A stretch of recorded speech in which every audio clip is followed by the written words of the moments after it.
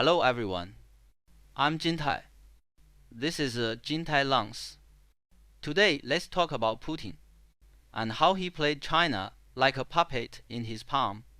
How he led China away from its golden era of strategic restraint and into a geopolitical quagmire, from Crimea to the Russo-Ukrainian War, from the community of shared destiny to a no-limits partnership. Was this truly the strategic path China chose, or was it a trap long laid by Putin? Let's first take a quick look at China's trajectory. From the third plenary session of the 11th Central Committee through to the end of Hu Jintao's term, that 35-year period, China rose steadily through reform and opening up. Domestically, it pushed forward market reforms.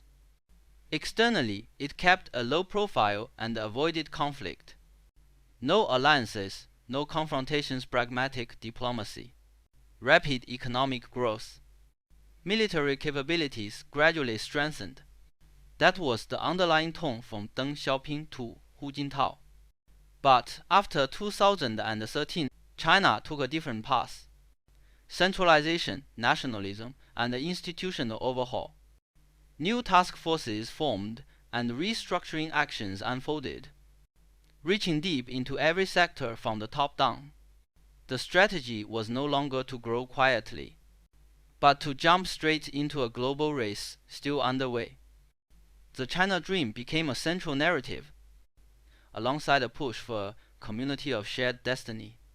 China moved from lying low to actively reshaping the world order. It entered direct competition with the United States, most evident in its quasi-alliance with Russia, a no-limits partnership. This pushed China's foreign policy into a state of strategic dislocation. But how did this shift come about? The turning point lies in, it was China's overcommitment to Russia that caused it all. Right after the 2014 Sochi Winter Olympics, within just 48 hours, the Russian bear revealed its true nature by seizing Crimea outright.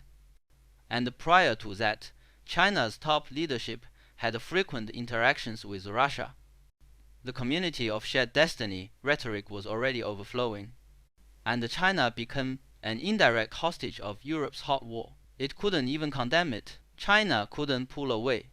It had no choice but to keep pumping support into Russia. The Slavs inherited the Mongol legacy of brutality. They never truly believed in cooperation, only in deception and manipulation. Alliances to them are temporary tools. At their core, flattery, betrayal, and deceit, binding others as strategic hostages, and breaking every promise.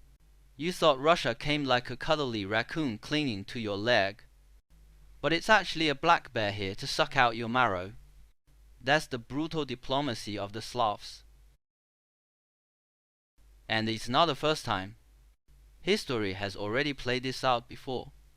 In the year 1900, the Franco-Russian alliance, the Tsar told the French, "You're struggling in Europe. I'm blocked here by my cousins too, come on. Let's go conquer the Far East together. It's all just yellow monkeys over there," they said. "We'll grab land as we like, you fund it. I'll fight it." The French heard this and got swept up in romantic dreams. 10 billion francs wired without hesitation. Thus began the golden dream of the Franco-Russian alliance. And the result? The Russo-Japanese War. The Tsar was crushed, and France began its long road to national ruin. For details, watch my episode 3, Traps Beneath Prosperity. The Slavs use cunning flattery as a weapon to lure you into their game.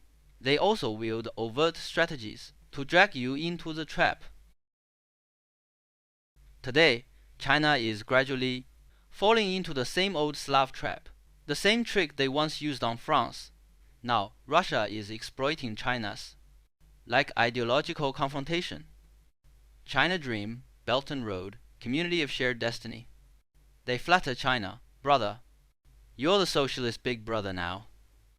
You've got the money and the people. You've humbled the US twice already. Now you're ready to reach the top of the world. Fulfill your great dream, the China dream, the rejuvenation dream. Mouthfuls of praise. All to lure you into the trap and crash headlong into the West, taking the bullet for Russia while at the same time using the ideological clash between China and the US to lock in a Sino-Russian political dynamic. No, limits partnership dragging China deeper in. When Russia is sanctioned, it treats China like its personal ATM, and China can't walk away because politically the no limits pledge was carved in stone, and at the same time, in authoritarian states, political correctness trumps everything. This is irreversible. China is absorbing the economic and diplomatic pressure meant for Russia from the West. Some may argue this view is too one-sided. Over the past 12 years, China's influence has expanded, and it has gained a lot from Russia. I don't deny that. But can China actually keep what is taken? You must remember, if you walk with honorable men and you're thirsty, he'll offer you water. If you're hungry, he'll give you food. Even if you take advantage of him, he may still tolerate it. But if you walk with a scoundrel and feel hungry, he'd love to see you starve. If you're thirsty, he'd gladly let you die of thirst, then take your inheritance off your corpse. Let's take a step back. Even if you help him win the war, he won't credit you for it. But if he loses, he'll say you didn't help enough, then turn around and sell you out. It's all brotherhood on the surface, but underneath they bleed you dry and pass the blame. That's Slav diplomacy in a nutshell. To them, you're not a brother, you're not an ally, you're the scapegoat. That's the true nature of Slav diplomacy. China's current path is starting to resemble France 120 years ago. Too early to expose itself, too early to confront her, and too early to exhaust its strength, while neglecting what really needs to be built: a solid industrial base, institutional resilience, and military modernization. After all, China is still behind. In high-end industries and military modernization, there's still a generational gap with the West. China is not yet ready to fight a truly modern war, yet it's already provoking enemies on all sides. Doesn't believe every brother who calls their name. Remember this: a truly strong nation doesn't believe every brother who calls their name, but knows who's trying to bait them into a premature fight. Then you must act even later.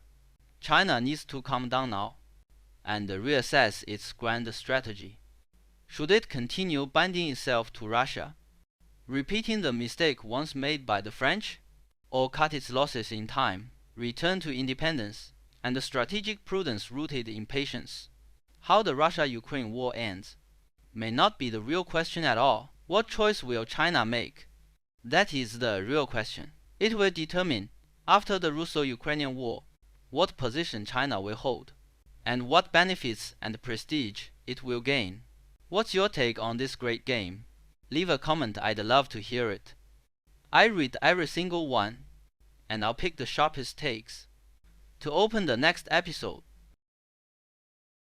If you too have seen through this diplomatic nesting doll scam, help us share this video. Don't forget to subscribe and give us a like, and hit the notification bell so more people can see this analysis. This is Jintai Lunce. See you in the next episode.